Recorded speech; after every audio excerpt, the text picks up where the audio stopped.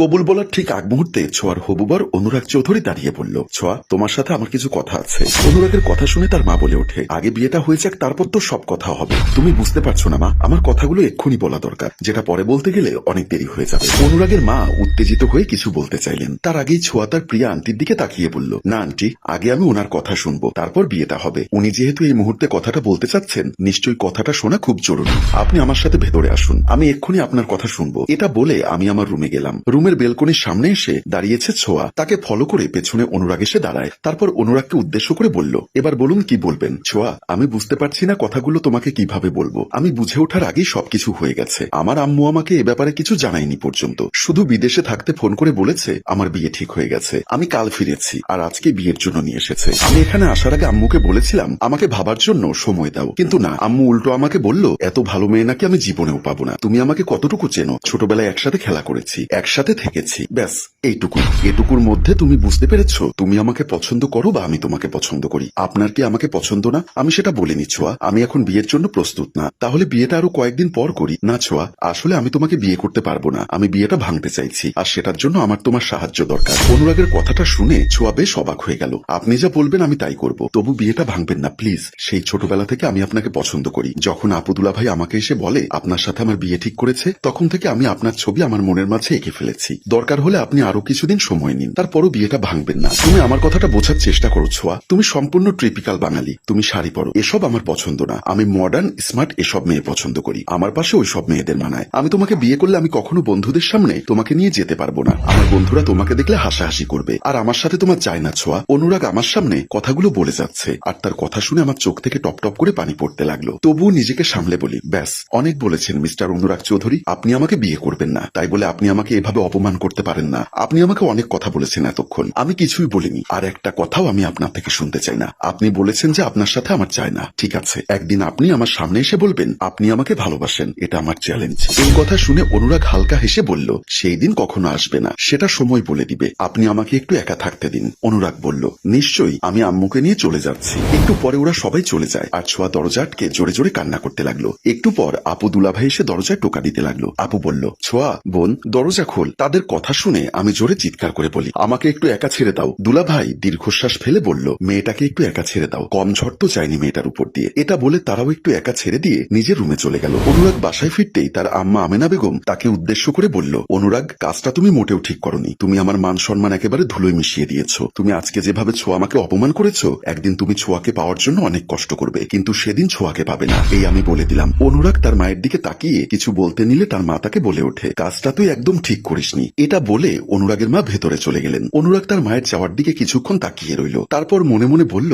আমার সাথে ওই মিডিল ক্লাস মেয়েটার কিছুতেই যায় না। আমি অনুরাগ চৌধুরী যা করেছি একদম ঠিক করেছি। এটা বলে সেও নিজের রুমে চলে গেল। তখন প্রায় মধ্যরাত, আকাশে চাঁদ তারার দেখা নেই, আকাশ পুরোপুরি অন্ধকারে ঢাকা। ব্যস্ত শহর, এখন ঘুমন্ত পুরী নিকোষ আধারে ছেয়ে গেছে চারিপাশ। এই মধ্যরাতে সবাই ঘুমোচ্ছে, শুধু আমি বেলকনিতে দাঁড়িয়ে আমার জীবনের সাথে আজকে ঘটে যাওয়া ঘটনাগুলো ভাবছি আর চোখের অশ্রু বিসর্জন দিচ্ছি। কেন অনুরাগ, আপনি আমার সাথে এরকম করলেন? আমি ছোটবেলা থেকে আপনাকে ভালোবেসে এসেছি, আপনি আমাকে বিয়ে নাই করতেন, কিন্তু কেন আপনি আমাকে গাইয়া আনিসমান বলে অপমান করলেন? আমি চোখের জল মুছে উঠে দাঁড়ালাম, আর মনে মনে প্রতিজ্ঞা করলাম আমি আপনার জন্য আর কাঁদবো না। আমাকে আমি এমন ভাবে তৈরি করব যাতে আপনি নিজে এসে আমাকে বলবেন আপনি আমাকে ভালোবাসেন, এটা আমার চ্যালেঞ্জ। এটা বলে আমি বেলকনি থেকে রুমে আসলাম। রুমে এসে খাটে বসতেই আমার চোখ পড়ল আমার মোবাইলে সেট করা অনুরাগের ছবির উপর। ছবিটা দেখেই আমার চোখ থেকে দুফোঁটা জল গড়িয়ে পড়ল। সাথে সাথে আমি মোবাইল থেকে ছবিটা ডিলিট করে দিলাম। তারপর রুমের লাইট অফ করে শুয়ে পড়লাম, আর দীর্ঘশ্বাস ফেলে বললাম, কাল থেকে আমার জীবনের নতুন অধ্যায় শুরু। এদিকে অনুরাগ ক্লাবে এসে একের পর এক ড্রিঙ্কস করছে। তার বন্ধু সজীবও তার সাথে এসেছে। তার বন্ধু সজীব তার অবস্থা দেখে বলল,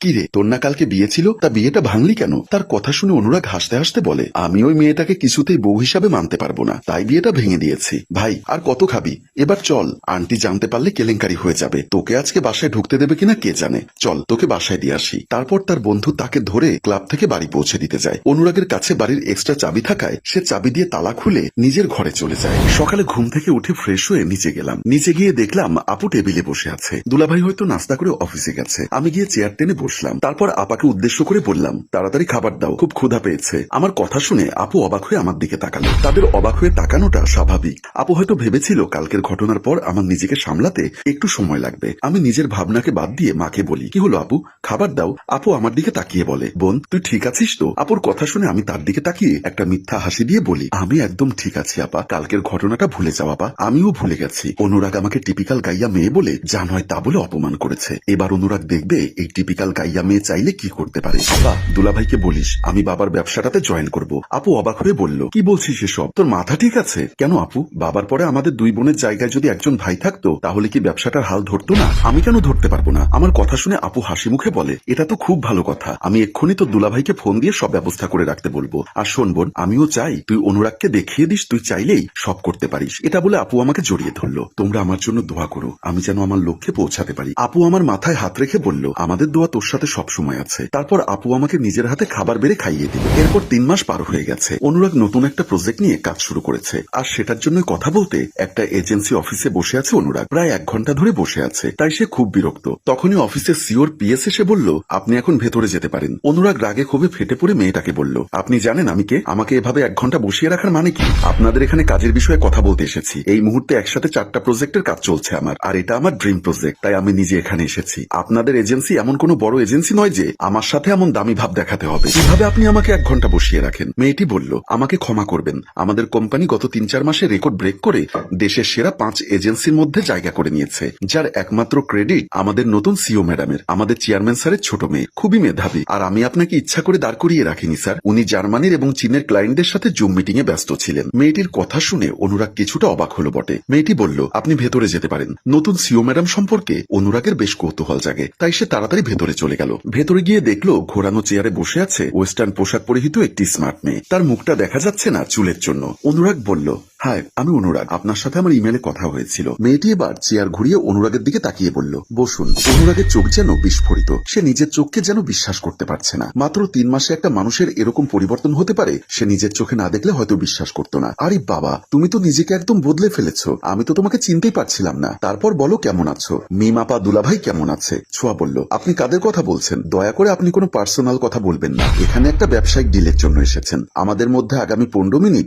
শুধু সেটা নিয়েই কথা হবে, এরপর কিন্তু আমাকে বের হতে হবে। অনুরাগ গলায় কাশি দিয়ে বলল, তুমি মনে হয় আমার কথাটা খুব সিরিয়াস ভাবে নিয়ে নিয়েছো, তাই না? আমি বুঝতে পারছি তুমি হয়তো আমার সাথে রাগ করে আছো।